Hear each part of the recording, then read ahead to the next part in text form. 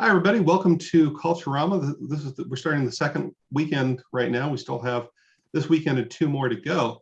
And there's all sorts of great things going on. We've got Donna Hilbert next, and after her, Grant Heyer. Grant's going to be a little different. I'm going to interview him and pull prompts and poetry out of him. We're going to have a conversation. I hope you all join me and help me to interview him as well. And then in the evening, we're going to have Teodor Skarson, who's one of our favorite people. And he's going to give you just a bunch of prompts, as he always does. So, okay, so here we have Michael Torres. This is a moment of pride for everybody at Mount SAC, because Michael was one of our students way back when, early 2000s. He went off and he went to, got his BA and then his MFA at University of Minnesota Mankato, which has a really good creative writing program, and it's even better now because Michael teaches there. And he's got a couple of books out now. One book and chapbook. That book. Yeah. And well, you're going to see what a great educator he's begun. So, Mike, take it away. Cool. Thank you. It's always really cool to be back at Mount SAC, either virtually or in person. But thank you, and then thank everyone. I want to say thank you to everyone for joining, whatever time zone you're in. I really appreciate it. So it's mostly a generative writing workshop. I think the original title was repetition and echo.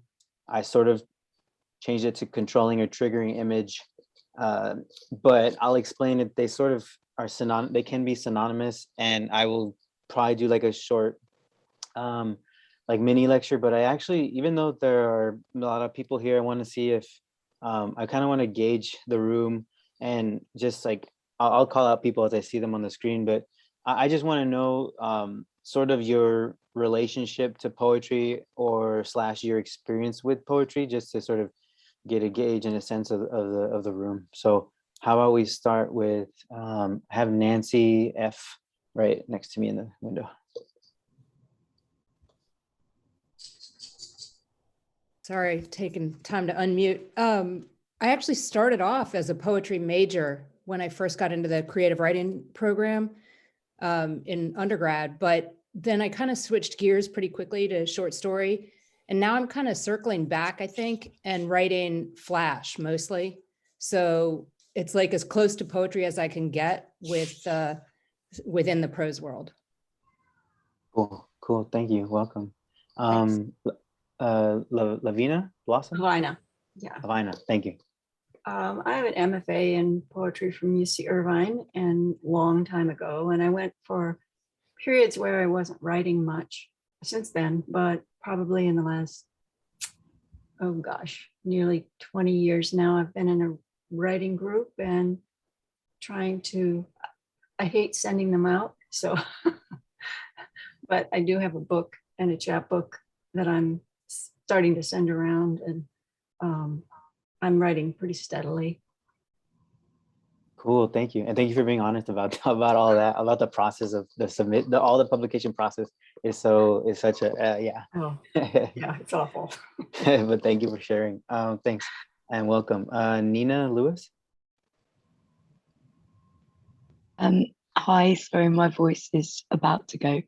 I'm in the UK, and I was a young writer before the term. I'm so old that it was before the term young writer was used, but then I gave it up for 15 years and came back to writing about 7 years ago, I guess, and came back to poetry about 5 or 6. I've had 2 chapbooks published, and I'm working on, I have the first collection, but a little bit like Lavina, it's being sent out and rejected at the minute. Mm-hmm. Now you're in the process of it all too, and welcome back with your return to poetry. I don't know if I'm pronouncing it correct, but Zani maybe, or okay. Ranjani. I was surprised at the question. I didn't know this was a poetry thing. I've been involved in some online creative writing groups over the past year and a half, And the feedback I got from a lot of people when I've posted my writing or spoken it is that it's poetic. And in some of the creative writing classes I've done, we've incorporated some poetry. And that's for exploring. Yeah, thank you, and welcome. What I'll say is that like like my examples are all for poems, but like you'll certainly be able to use like what we're going to talk about and do in like any other sort of creative writing situations. So Avis, thanks for bringing that up. Gary,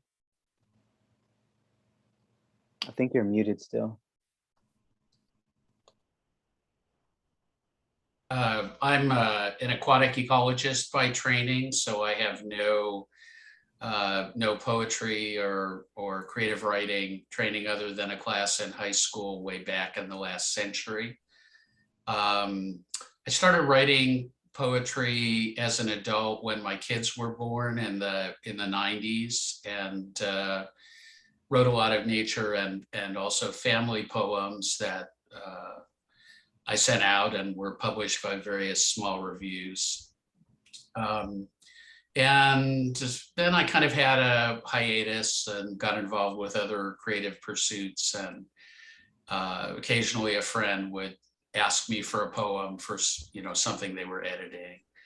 And in May of this year, somebody who was an editor asked me for some poems, and that put me on a writing jag. So I've been writing pretty steadily since, and having things come out in Verse Virtual and a number of other poetry reviews. So I even wrote a poem and published a poem. It was published in Verse Virtual about the submission process. So, and it's entitled Babe Ruth Struck Out 1,300 Times. So.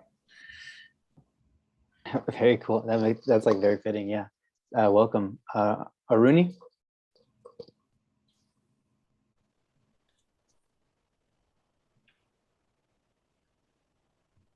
Hi, sorry, I couldn't unmute myself. I got into poetry in the summer of 2017 in response to the sudden death of a close friend. It wasn't my idea. Somebody suggested I write a poem to process things. And fast forward to, I have my first full-length collection coming out in the spring of next year, and have guest edited and co-authored some stuff. And Ashley, a poem I wrote in your workshop last year at this time is one of the cornerstone pieces of my collection. So thanks for that. Oh, that's very cool to hear. And I love like sort of that origin story. I think poetry can like move us in that direction. I always think of like when you're like any creative writing, but then poetry for me specifically, like I don't know if it's so much as it's like more meditative, and it allows me to like sort of understand things about what I've experienced, and like understand in the like etymological sense, where it's like I can write these things and sort of stand in the midst of all of it and sort of get a better sense of things by doing that, by writing. So yeah. Yeah, Thank you. it was your workshop on repetition and echo. Yeah. And then John helped me revise it, and now it's very cool. It's the central piece in my book. So Awesome. I'm very grateful. Thank you. Oh, you're welcome, and congratulations. Thank you. Kelsey. Hi, I've always been a writer, but I don't have a formal education in writing or poetry or anything. All good. I'm glad you're here. This will be like what the lecture I'll start with is going to be very much like I use it for every class I teach, undergrad, grad level. This is like what I would like all my students to sort of know about how I understand poetry. So yeah, welcome. Carrie Hawthorne. Hi, yeah. Poetry is brand new to me. So all I know is what I've learned from John, Rooney, Andrew Turner, and Michelle. So they've been very gracious in teaching me the last couple of weeks and months. So yeah. Well, it sounds like you know so much because they taught me too. Yeah, yeah, I'm just getting started. So I took a poetry class last term and put together a little chat book. So I'm revising and yeah. Very cool. Very cool. Awesome. Welcome. Jessica?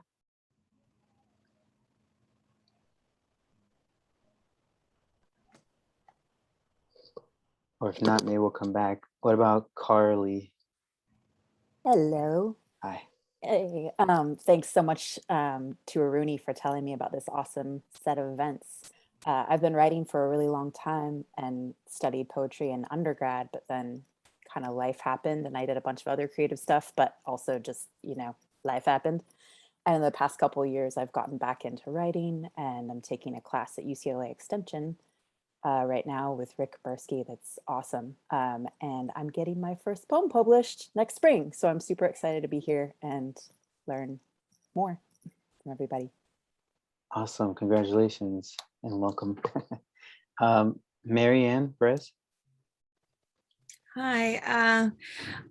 I dabble, I guess. I don't, I'm not going to say I'm not a poet, but my main focus has been prose, nonfiction, short stories, all that kind of stuff. But I consider poetry to be one of those, touchstones. And I see it in my writing group too, when anybody's stuck or, we say we have writer's block or something, it's always go read some poetry or go write some poetry. And it just always seems to help. And so, I always have poetry books, on my nightstand, and I'm just always returning to poetry because it's just so accessible and inspiring. And yeah, and I love writing it. I've just never considered pursuing it in that vein. Yeah, that's real right there. That's some real talk. Yeah. Well, thank you for sharing and welcome. Gina? Poetry is so kind of new to me also. Mostly I used to do short story and stuff, but I'm kind of looking into it and trying to form my own poems. I read some really good ones recently, so I was kind of inspired. So I just really wanted to try it, and this workshop seemed like a good place to try it. So I'm excited. Cool. Very cool. Welcome. I'm excited to have you here. It's either Gita or Gita R. Hi, I'm Gita. Gita. I'll just put my camera. So my internet is a little bit wonky, so I'm keeping my camera off. I'm an artist. I think I'm a writer as well. I think I have a sort of imposter syndrome, which I'm trying to get rid of. So hence my frequenting all the online platforms I can get into. I have been writing some poetry this year, mostly free verse. People seem to like some of them, so it's encouraging. Yeah, thanks for sharing and welcome. Imposter syndrome is real. I still feel it. I think we have to balance between being our greatest supporter and our sort of critic of our own work, and it's always that sort of battle that we go through. Even me with my first book, I was just, after it was published, I was like, is that a fluke? Is nothing going to happen now? Am I really not, was that all something? So it's kind of this continual thing that you have to sort of put away at times to get the writing done. But thank you for bringing that up. Let's see. I think a few people joined, but I don't know if they wanted to share. There's Nano Norto. Hi. I'm actually another Nancy, but you can just call me Nano. Nano, okay. That's my screen name is Nano Norto. It's a great one. My real name is Nancy Norton, which is not that far away. But anyway, I've been a writer for, well, probably since I was about 10, off and on. And I went through a period where I wrote a lot of poetry because I was working, and I was part of a writers group, but I was working in Europe. And was a very stressful job. And so poetry was more accessible, as somebody said. And so I went through about 4 or 5 years of writing a lot of poetry, and still do off and on. And that was my body of work that I was able to submit to get into the Whitby Writers Workshop, which is actually where I met John Brannigan, teaching a class there. And then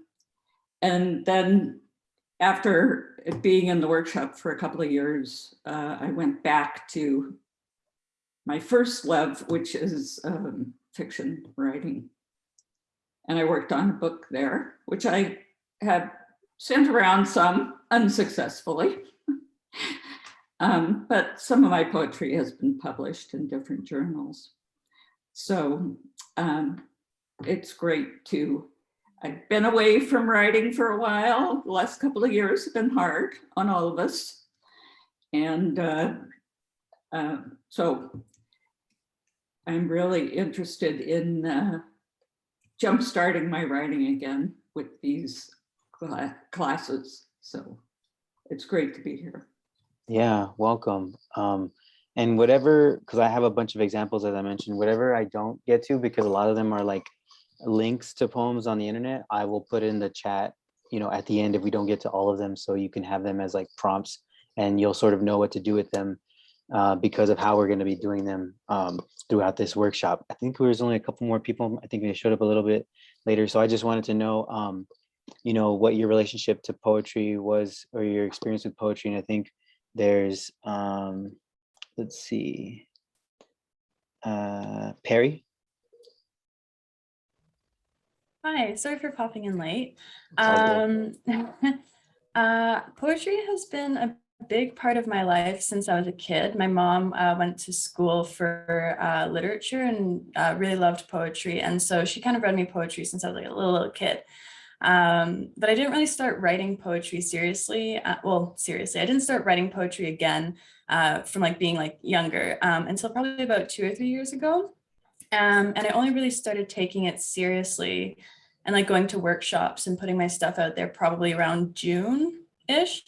But I have a chapbook coming out December 4th, so that's exciting. And I've just been absolutely shocked and amazed by the growth that I've made as like, not only as a writer, but as a person. Like I had someone write me a reference letter for an application I was doing. And they said like the themes and the ideas that I'm looking at now are just so much more like mature and not, he didn't say relevant, but in my opinion, relevant to other people over the last couple of years. So that's been that's been a really nice shift to make. And it's just nice to see people like actually interacting with the things that I'm writing. That's been kind of amazing. So yeah. Yeah, that is awesome. Like, yeah, to have people interact with something that you created. Yeah. Welcome. Thank you for sharing that. I think maybe last is John, just Danho, if your relationship to poetry, your experience with poetry. Hey, yeah. Sorry for coming in. Thanks for everybody. I came in late, but all the responses have been really nice. My relationship to poetry, I started with poetry in high school primarily, maybe middle school, but high school is where I remember it the most, joining poetry club. And I really found a strong affinity towards emceeing events that are poetry based, so open mic nights and things of that nature. And in doing so, I found a love for actually writing the poetry as well. I'm naturally a performer in a lot of ways, so I enjoy that sort of eyes on me, listen to what I'm saying kind of thing. But over time, my poetry has become, I would say, especially the last several years, has become a lot more cultural based. So I'm an Armenian American, and a lot of my poetry comes from the experiences of being an Armenian American, having a liminal identity, not knowing where I fit in one world or the other. You go to Armenia, I'm not Armenian enough. I'm in America, I'm not American enough. And so this sort of duality that I have within me is kind of what I try to write about in a lot of ways.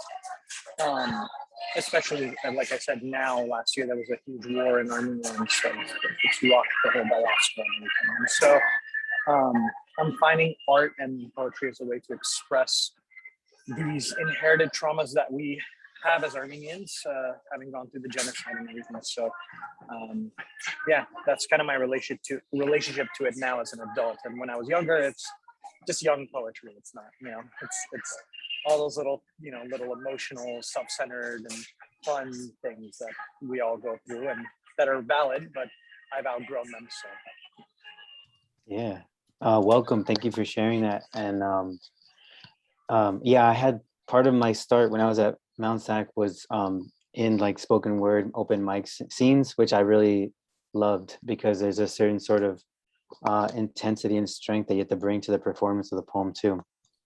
I think I got everybody. I don't know if Jessica was there or had a last call, but if not, then we can get started.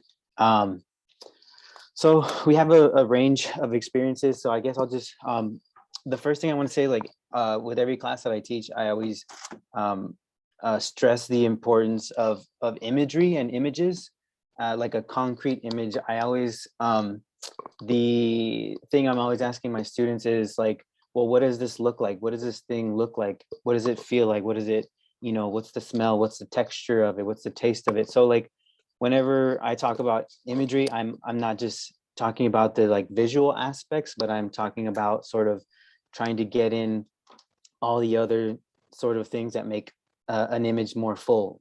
All the senses, all the five senses. So that's sort of like where I want us to like hopefully like base our writing in, and because like I said, you can use this for poetry. This is going to be helpful for your prose work too. But that's kind of where we'll sort of start with our thinking, is like the image is maybe the most important part, because the second part, like this workshop is sort of like repetition and echo, which we'll get into, but it's also about like a poem's controlling image or the triggering image, which is to say, not always is the case, but many times there is a concrete image that serves as the way that it serves as like the vehicle in which the whole poem like moves through this thing, or the vessel, I suppose, that the poem moves through. And I'll give us a couple examples so it makes more sense. And it's also this like main controlling image can be the image that sort of triggers the poem into beginning. So like the one first example I always talk about to my students is when I was doing my MFA, there was a friend of mine who he was really trying to write poems about his relationship with his dad who had passed away, but he just like really couldn't do it. Like he couldn't really like sort of enter the poem because it was just really hard to write about his dad's death and his relationship with his dad, because it was all it was just like all so much and overwhelming if he like approaches the page just directly. So what he ended up realizing and doing was that he could write about his relationship with his father by writing about the jacket, this like leather jacket that his dad sort of passed down to him, or that he and my friend inherited because after his father passed away. And so in writing about the jacket, we have this concrete image where we have the jacket, how it fits on the person now, and how it feels and how it smells, maybe smells like the father. But when you have that jacket, you can also, move into other spaces in the poem. You can talk about the description of the jacket, but you can also talk about, the speaker's relationship with his dad when he was a kid. And then he might also move out into talking about his relationship with his dad close to the dad's death, and maybe now his life without his father, and like all these like things that I guess you can think of it sort of like as a starfish, where the core, that center where the images of the jacket and the appendages is all the ways in which the poem can move in and out, but it still keeps the reader grounded because it's connected to this controlling image, like this jacket, this thing that we can always sort of go back to, or we can at least start there and launch away, but we're still connected and not lost as readers, because that's the main thing. Like readers like surprise and they like that sort of tension, especially in a poem, but they need to be grounded. They need to know where they are, or else and when they don't know where they are, and it's very just abstract and not connected to something concrete, then the reader will most likely get lost or be frustrated about it. So we don't want that. So that's sort of the way I'm thinking about this workshop. So the first poem I'm gonna show us that we're gonna do a writing exercise off of does a lot of what I was just talking about with my friend's like situation with his father. So I'll put it in the chat, and then I'll also screen share it, and then I'll talk about it a bit, and then we'll do some writing based off of that. So let me find it. Okay. So it's called My Mother's Blessing by Sebastian Hassani Paramo. And I'll read it, and then I'll sort of talk about how that controlling image works. My mother's blessing, always a sign of the cross on my forehead. There are afternoons she brings a recycled bottle of Ozarka spring water. She fills it with holy water. Her index and thumb splash grace there. Because she won't let her husband's sins poison me. She wants God to protect and bless me from the wickedness of vice. She calls him pig, demon, wailing in the streets, stinking of perfume not hers, and she wants to wash it away. That's why she throws holy water at him and me, because we won't be good men. We won't be as good as the Father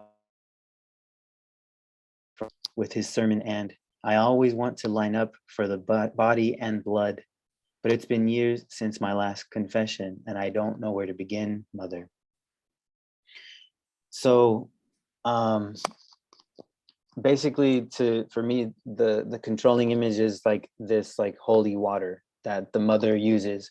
And we sort of we don't start with that image immediately, but we start with what we will find out is the image of the mother doing the sign of the cross, because the holy water is related to this, this religious gesture.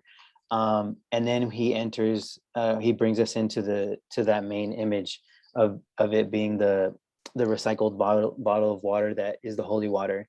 And then we can move just from that holy water to like her index and thumb, splashing it, like, so now it's on his own forehead.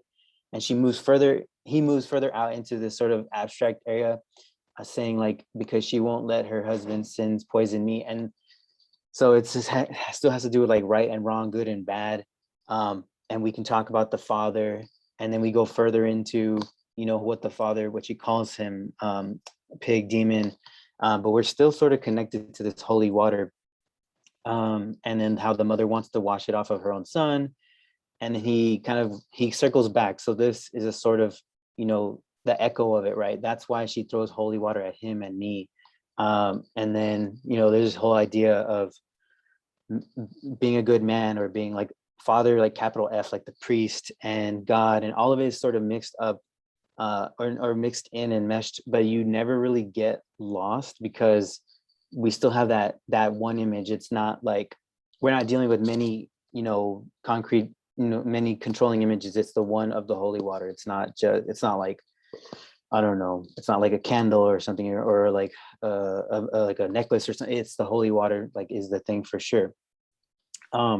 So I'll give us maybe 10 or 12 minutes. You can read the poem over, but maybe I would like, the prompt I would also maybe add is start with, and I'll write it down here.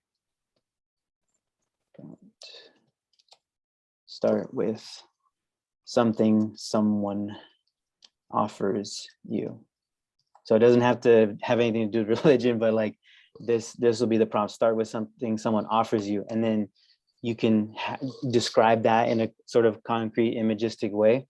If there's like, even if they offer you advice, maybe there might be an image, a concrete image that represents what they're doing, and then sort of go from there, and then use Sebastian's poem to sort of see how you can sort of move outward in that. I'll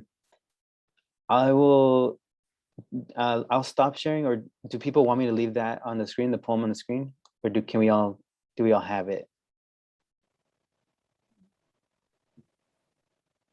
Okay, if anybody wants me to put the poem back on the screen, just put it in the chat and then I'll do that. But other than that, use the prompt, use the poem, and then let's go till about, maybe let's do like 12 minutes of writing.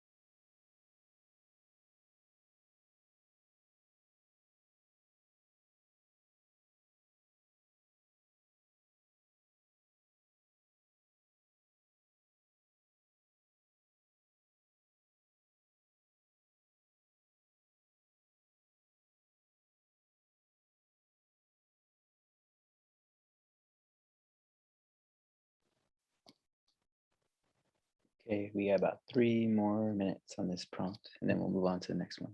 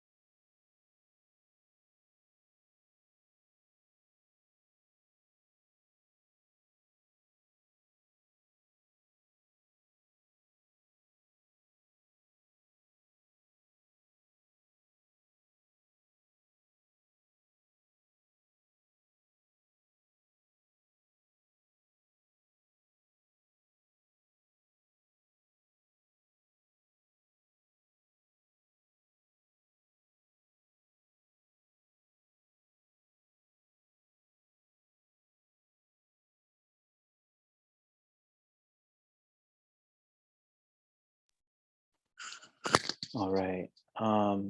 Start wrapping up that free write. We'll give you a few seconds to finish that sentence up, put that exclamation point on the page or something. And then we'll hop right into the next prompt. What'll probably happen is that I'll give us as many prompts and writing time little sessions to do before we run out of time. If we have time at the end, I'll open it up just if we want to like comment on like how it went, but we'll just go from one to the next. I think that's kind of important. Just go boom, boom, boom. Okay, so the next one I will put is also online right here, and I will share my screen as well. And what I want you to, you'll have time to look over it again, but notice, so there's the image of the images, like the main image is like this circle, right? And then there's some texture, some touching in the image later on in the poem. And then there's a really interesting moment that I'll point out after I read it, that the image that we know becomes a completely different image. It becomes, he like basically jumps to a very different scene in a very different sort of place, and it's not with how the poem starts, but it'll make more sense once I read it and talk about it. So it's called Ring by Sadiq Zikogi. Sorry, Sadiq. Ring. I took a piece of chalk and drew a circle around my body. In that ring, I engraved all the names of my loved ones who are alive until the only space left was under my feet. Outside the circle, names of ones I lost. We are eternal prey to the circle's energy, looking to decongest its body from our own. What I have is the beginning in my hand. It is what I can wield. Rubbing my palms on the ground, the white line of the circle became a mixture of chalk and dirt on my skin. Still, the two worlds stayed separate after my ritual collapsing their boundaries.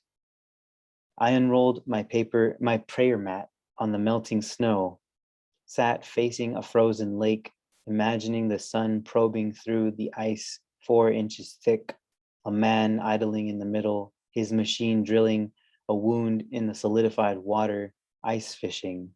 I looked on, waiting for his hook to find a trout. What if this is how death finds us, by luring us with what we desire? Okay, so the controlling sort of triggering image is this like chalk ring that he draws around his body. That is very much in the first line of the poem. And then he sort of goes on to describe what he's doing. We're still in that scene with him. I don't know why this won't let, there we go. We're still in that scene with him of what he's doing and what he's thinking about after he's drawn this sort of line. Then we get the sort of texture, the feel of that image with in my hand, or rubbing my palms on the ground, the white line of the circle becomes a mixture. So he reminds us that it's this white line circle, right?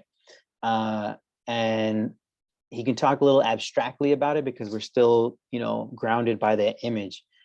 Still the two worlds stay separated after my ritual collapsing their boundaries. That's very this abstract thought, but we're there, we're still there. And then he does this really cool move where he just goes somewhere, we are somewhere else totally. I unroll, in my mind at least, I unroll my prayer mat on the melting snow. To me, the reason why this still works is because the snow, the white of the snow in my mind, I'm like, oh, chalk, white, snow is white. And I don't know why, like that still keeps me connected. Sat facing the frozen lake, imagining the sun probing through the ice 4 inches thick. And then even to go further into that image that's still like connected, a man idling in the middle, his machine drilling a wound into solidified water. I'm imagining like a circular, sort of hole that someone is making in the water. So it's still sort of this circle image that we're reminded. It's he's making an associative leap, right? It's not a direct sort of leap of an image, but he's associating it so that we are still like with him. And he's still talking about like life and death at the end, as he was earlier on with the people who are alive and the names of the lost. So what I want you to do is sort of, I'll give you time to read over the poem and to write. And I think I would like you to start with, I took a piece of chalk and then go from there. And if you want to try to make a sort of interesting associative leap, the way that Sadiq does, then do that. But I'll put in the chat, the prompt, like where to start your poem. I took a piece of chalk and I think that's an interesting kind of place to start, sorry. So again, I'll put like 12, let's do 12 minutes on the clock and go for it.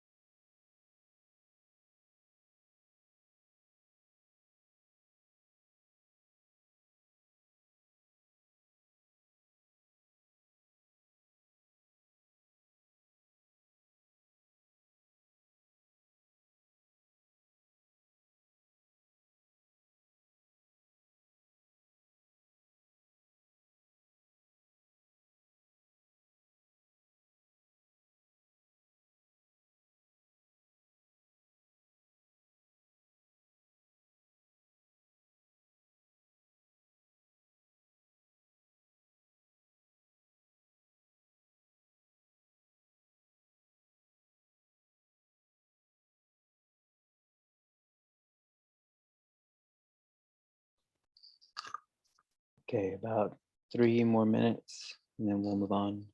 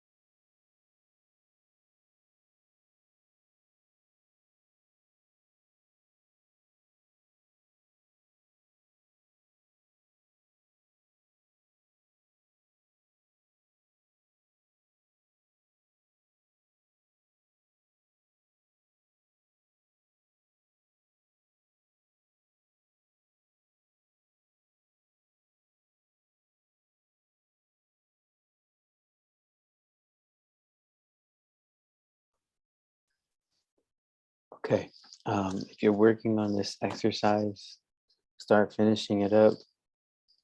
That last thought in there. Oops, sorry. And then we'll move on to the next exercise. I have like 1, 2, 3, maybe 3 more. Let's see if we can get to all of them. I think we might actually.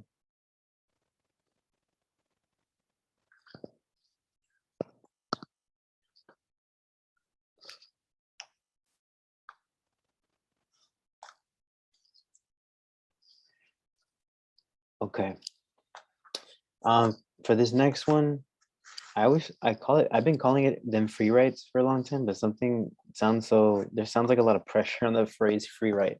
So I also call it like automatic writing. I tell my students that too, so that, just get the stuff out of there and onto the page. For this one, it's going to be a little slightly different. I'll give a sort of prompt to get you going with the image, and then after a few minutes of like doing this sort of description, then I'll share the poem and read the poem. It's not online, so I'll share my screen and then I'll leave it up. But I want you to describe a fruit as much as you can, like one particular fruit. Um, in all the possible ways you can describe it. So I'm talking about, you know, touch, smell, taste, visuals,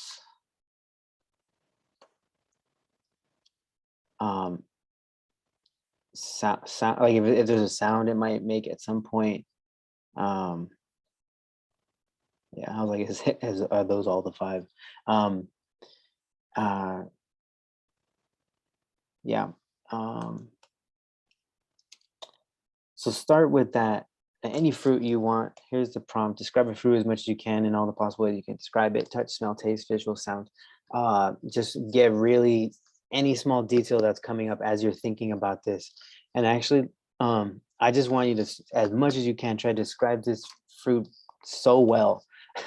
So I'll give this like, let's do 7 minutes on this one, okay? I'll put 7 minutes on the clock, and then I'll give us the poem for this one. We'll have some more time, right?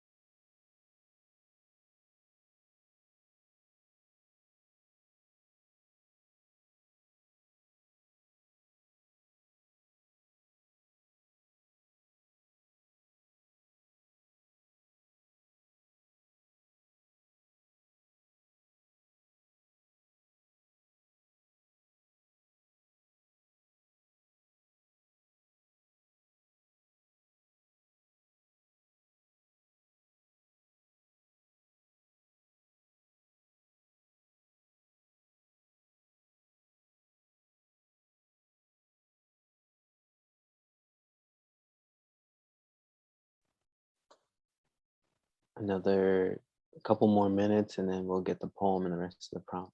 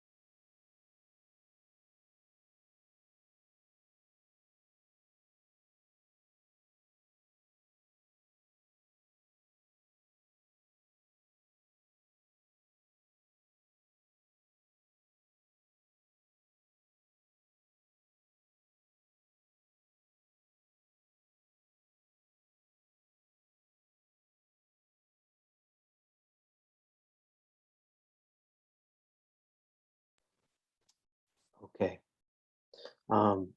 So like I said, the poem I'll share is not online, so I'll share my screen and leave it. Where is it? Here we go. So it's a poem called Morning by Leela Chadi. And I'll read it and I'll talk about sort of how the prompt might work for you. Morning. I take the last grapefruit from the bowl and hold it to know its weight. The doctor told me the tumor has grown, is now this size. In my hands, it feels conquerable, rind giving in to the press of my thumb, pliable and sweet, a miniature dimpled sun. I cleave it open and begin plucking out seeds. Beside me, a waiting cup, an empty bowl. I watch as they fill slowly, cradle morning's flush of light. So now you have your fruit description, and maybe you'll use all of it or some of it.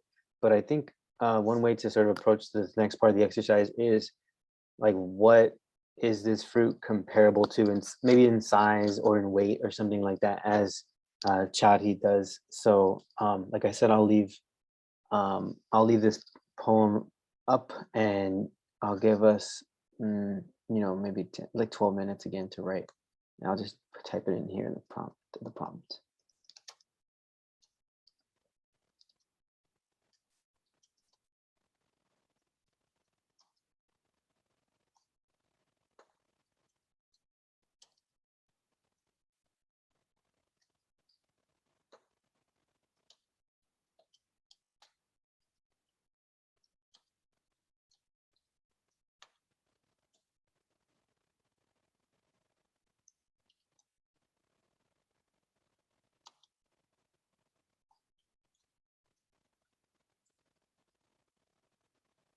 Okay, here's a prompt.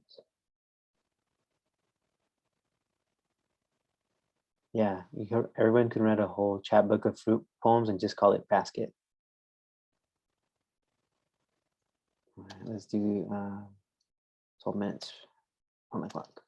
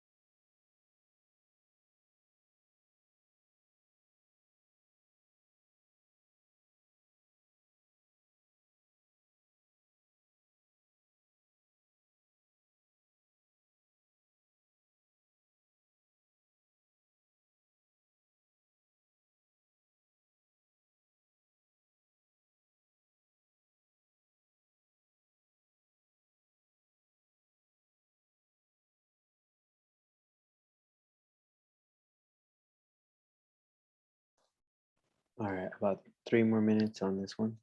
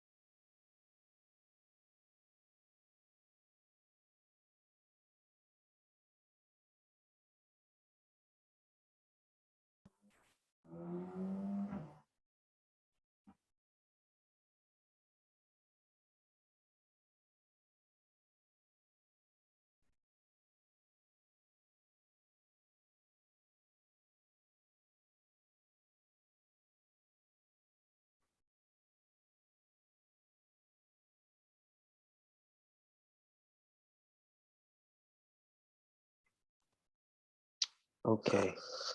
I think we have time to do one more and then maybe a few short minutes to just sort of maybe chat about it, about how everything went. So the last one is a poem that is online. And so let me pull it up. This one is pretty different from the others, and I'll explain.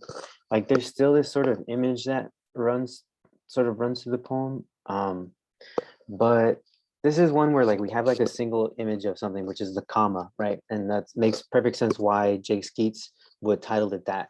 But in every other way, almost the poem goes in a bunch of different directions, and like take like this comma is personified and takes on all these other things. There's a sort of a narrative that sort of gets woven in, but for this poem, and actually let me I'll put it in the, let me actually stop sharing it and put it in the chat so you will have it.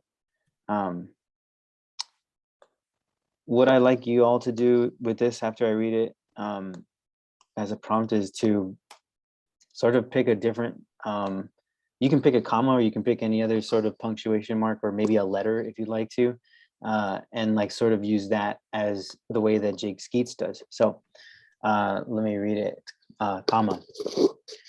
The comma is a heart murmur, tremor in hamstring. He is an almost, someone calling in time about the man staggering out of American bar into traffic, mouths gasping into headlights. He is headlights. Two boys quickly push off each other, commas dangling like belt buckles from their ankle jeans as they run out to the brushes. More than pause, comma, as toddler asleep on crisp sheets, body fetal in big snow beneath I-40, someone should call in time before the comma becomes a period, his legs curled against his body. So you see the comma is this singular sort of, we get the image of it, but it also, you know, becomes symbolic or emblematic of all these other things that the speaker can see that the comma is representing, right? And what's really interesting is that we begin with like the comma without a certain sort of pronoun, and then he kind of, the speaker jumps into he is almost, and like it takes on this sort of other beingness. So I want you to sort of do that, and I'll type this in the chat. Can I ask you a question about this? Yes, go ahead. So, so the last line of this poem, all right, is spaced all the way on the right side. Yes. And so it seems to me that the purpose there is purely graphical. For example, if you read this, you wouldn't read it any differently than you would if his was left justified. And is that correct, or am I missing something? By graphical, do you mean like visually, like just for the visual? Right. I mean, it's written to make a visual impression, a distinct visual impression, rather than an impression that can be made via reading to a listener.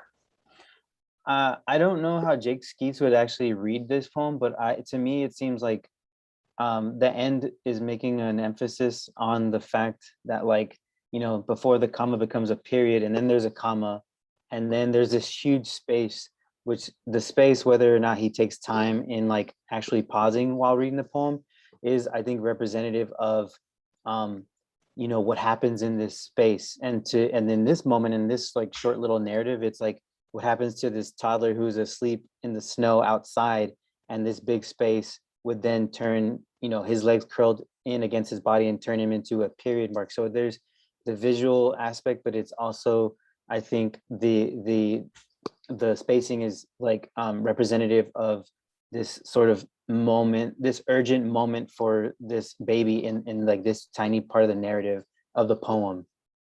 So I think that space is representative of like that like sort of time.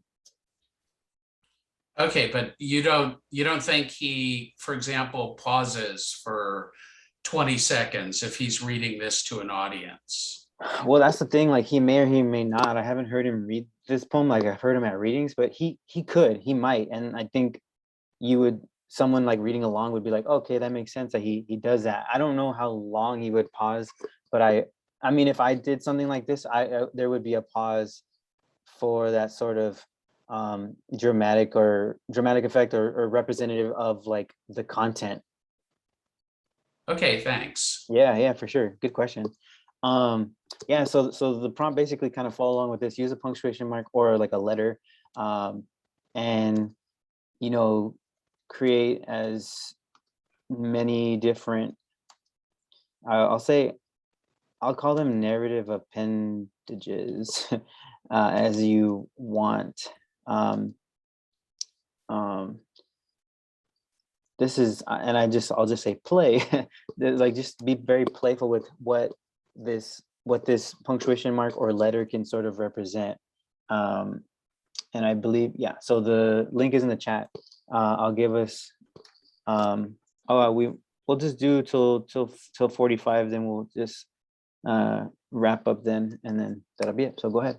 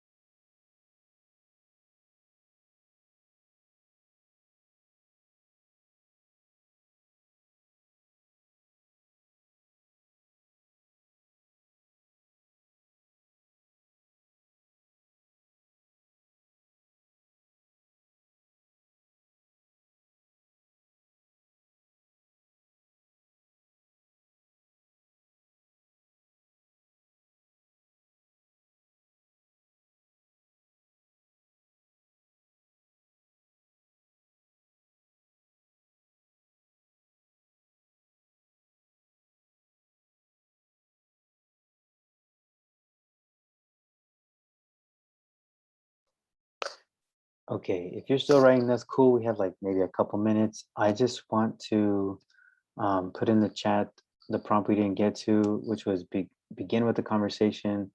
And here is an accompanying poem that you can link to a poem you can read and kind of see where sort of the conversation starts.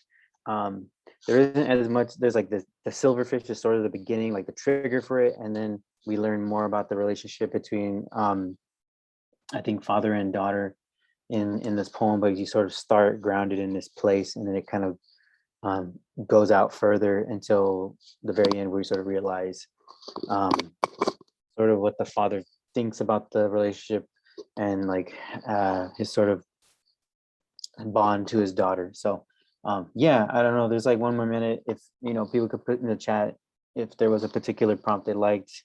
I want to say thank you again, and I hope, you know, some dope stuff comes out of this.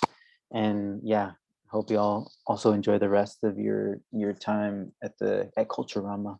Yeah.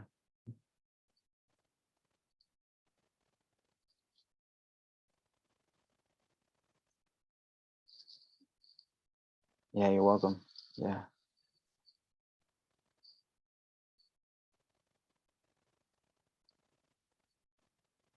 Cool.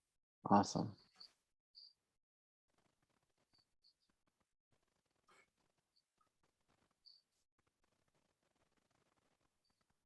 I'm like taking notes. Okay, the first two are really good. Okay.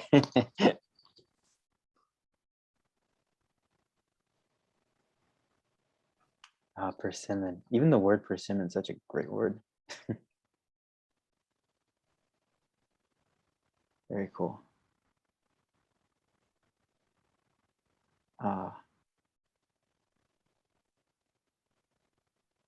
Awesome. Awesome. Thank you so much, Michael. Yeah, thank you. Thank you all. This is great. Up next, we have Donna Hilbert, if you all want to hang out for that. Do you have anything else, last things you want to say to everyone, Michael? No, I mean, if you want to follow my work, and I have michaeltorreswriter.com. You can look me up. I'm pretty easily accessible, I think, that way. I'm on Instagram. Just look me up and I think you'll find me. But thank you. Yeah, thank you everyone. Have a great rest of your time at Culturama, and I'll see y'all maybe in another workshop at some point. Bye.